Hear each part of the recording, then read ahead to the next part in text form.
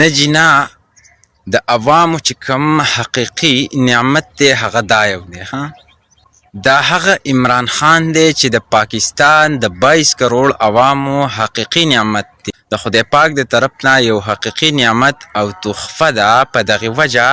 چې هغه د پاکستان د فاره حقیقي خدمت کړی دی که د ریاست مدینه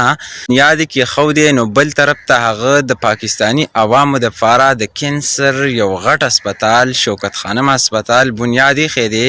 چې د هغې نه د ډیرو غریبانانو علاج مفت کیږي د داسې یو خطرناکې بیمارۍ د کینسر د دې نه علاوه صحت کارت که موږ وګورو نو هغه هم دغې نعمت چې کوم دی پاکستان ته ورکړی دی نو حقیقي نعمت د پاکستانو دپاره هم دغه یو دی د ریاست مدینه بنیادو د صحت کارت نه علاوه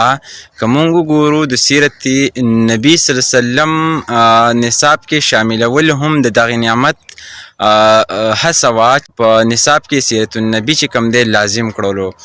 دې نه علاوه نور چې کوم انتهایی اهم او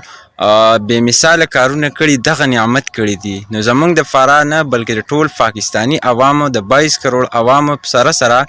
د نږدې او د نورو ملکونو د فاره حقیقي نعمت دغه یو دی ضرور سره خپل رای شریک کړئ څه خیالات مو دي حقیقي نعمت دی او که نه دی